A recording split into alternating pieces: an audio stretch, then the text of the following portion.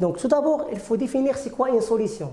Donc, une solution, c'est un mélange homogène obtenu par dissolution d'une espèce chimique dans un solvant. L'espèce chimique dans ce cas est appelée soluté. Donc, avant dissolution, les espèces chimiques peuvent être soit un solide, liquide ou gaz. Il peut être constitué des ions ou de molécules. Donc, après la dissolution, on obtient une solution qui contient soit des ions, comme l'eau salée, ou des molécules, comme le cas des eaux sacrées. Donc, le solvant doit être un liquide dans lequel se dissout le soluté. Si le solvant est l'eau, dans ce cas, on dit que la solution est une solution aqueuse. Donc, comme exemple de ces deux solutions, une solution aqueuse de saccharose qui est constituée de molécules de saccharose, C12H22O11, et des molécules d'eau. C'est le premier exemple. Donc, deuxième exemple, une solution de sulfate de cuivre solide qui est constituée sauf des ions, comme le cas de Ci2+, et les ions SO4 et des molécules d'eau dans les deux cas. Donc, pour préparer une solution en général, on procède les trois étapes suivantes. Donc, la première étape, c'est de faire peser dans une balance de précision une masse de solidité, c'est une espèce chimique. Dans le cas, c'est sulfate de cuivre en état solide. Après le peser, on fait introduire l'eau solide dans une fiole jaugée de volume connu, c'est-à-dire dans ce cas 100 ml, avec un entonnoir de solide, et on fait rincer la spatule et le verre de montre avec l'eau distillée. Après, on ajoute troisième étape, on fait remplir la fiole jaugée jusqu'à le volume demandé, c'est-à-dire pour préparer une solution, et enfin on fait agiter pour dissoudre en totalité le soluté. Donc la concentration en général est déterminée par la méthode suivante, c'est-à-dire que la concentration molaire, c'est d'une espèce chimique X égale, c'est la quantité de matière de cette espèce divisée par le volume V, avec C, c'est la concentration molaire par mol par litre.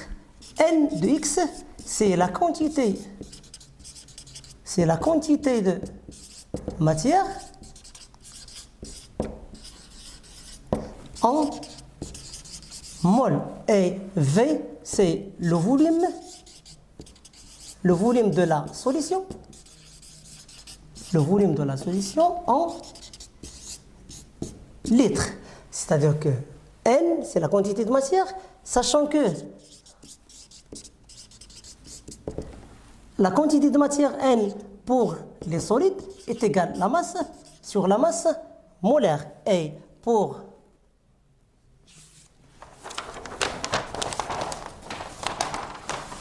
les gaz, N d'une espèce chimique est égal V sur V molaire, c'est-à-dire V, le volume de gaz qu'on doit dissoudre.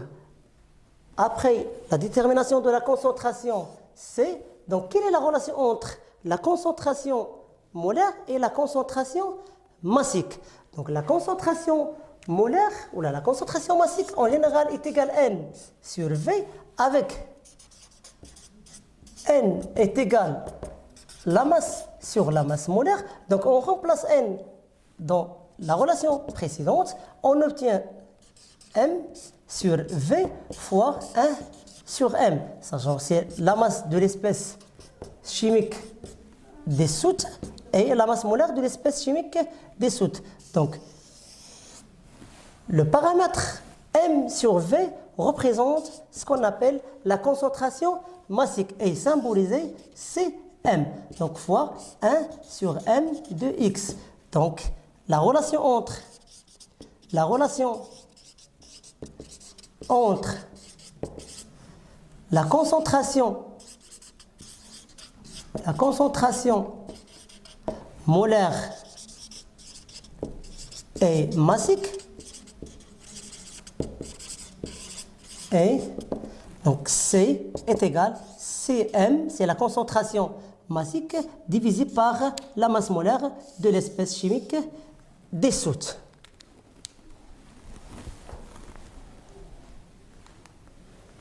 Donc, afin de préparer, après la préparation d'une solution de concentration C, on peut faire ce qu'on appelle la dilution. C'est quoi une dilution? La dilution, c'est la diminution en général de la concentration ou d'avoir obtenu une solution moins concentrée. Donc, cette opération nous a permis de garder la même quantité de matière, c'est-à-dire que la conservation de la quantité de matière de l'état initial est égale à la quantité de matière de l'état final selon la relation suivante.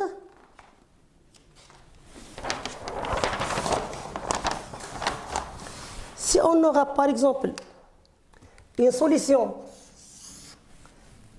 de concentration C et de volume V, c'est-à-dire on peut avoir par exemple de quantité de matière qui contient ces 4 moles. Après, on ajoute un volume, c'est-à-dire que V plus un autre volume pour avoir ce qu'on appelle le volume V'. Donc dans ce cas, la concentration est C' et le volume c'est V'. Mais on observe dans les deux cas qu'il y a la même quantité de matière. Donc l'état initial et l'état initial et l'état final, ils ont la même quantité de matière. Dans ce cas, on parle de ce qu'on appelle la relation de dilution. La relation de dilution est égale, c'est-à-dire la concentration initiale fois le volume initial est égale la concentration finale fois le volume final. Et à partir de cette relation, on peut déterminer soit la concentration finale, soit le volume final, soit la concentration initiale, si on aura la concentration finale, ou le volume initial.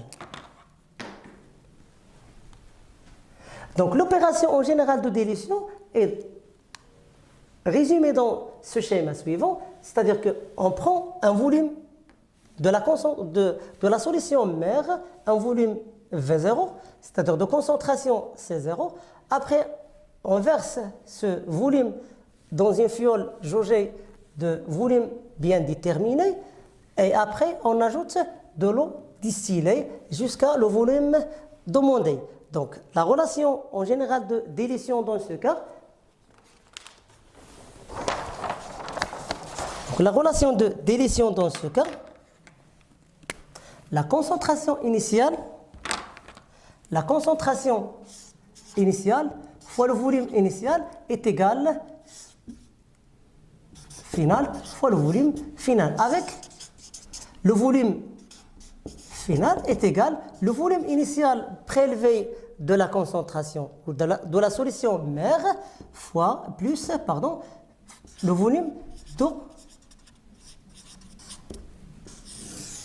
ajouté. C'est-à-dire on peut calculer le volume d'eau ajouté à partir de la relation de dilution C0 fois V0 égale C final fois le volume V0 plus V de l'eau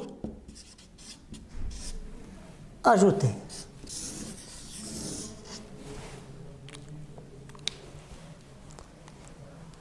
Et pour bien comprendre ces relations ou la détermination de ces relations, on va faire un exercice d'application à partir de laquelle, pour préparer une solution aqueuse de fructose de formule C6H12O6, on dissout une masse de 18 grammes dans un volume d'eau distillée égal à 200 ml. D'abord, avant de calculer la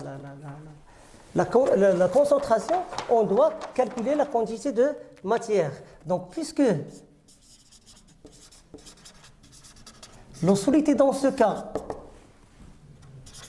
est insolite, Donc la quantité de matière de C6H12O6 est égale, c'est la masse de cette espèce chimique divisé par la masse molaire de cette espèce chimique. Donc, égale, application numérique, est égale, donc N de fructose est égal 18 grammes divisé par 180, la masse molaire, comme indiqué dans les données de l'exercice. Donc, égale 0,1 mol, c'est la quantité de matière. N de C6H12O6. Donc la question 2, c'est calculer ou déterminer la concentration C de la solution de fructose. Donc on sait que la concentration molaire,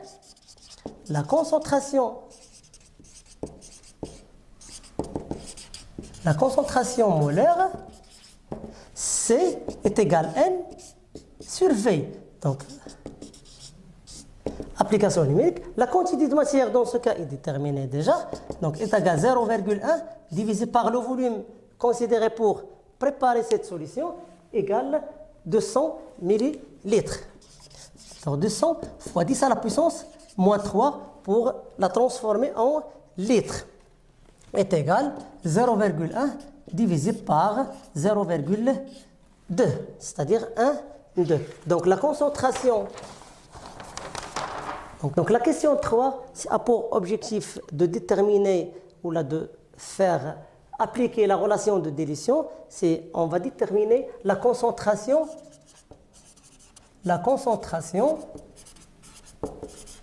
C' de la deuxième solution après l'ajout de 300 ml à la solution précédente. Donc on a C fois V égale C' fois V'. Donc C' égale C fois V divisé par le volume V'.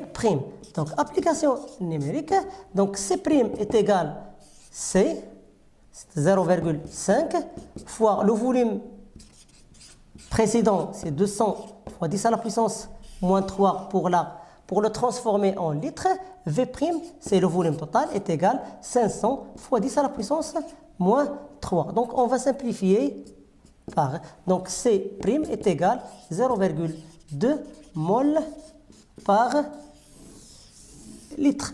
À partir de ce résultat, si on fait comparer avec la concentration précédente, on observe qu'il y a une diminution de concentration, ce qui explique le phénomène de dilution. C'est la diminution de la concentration avec la conservation de la quantité de matière. Et merci.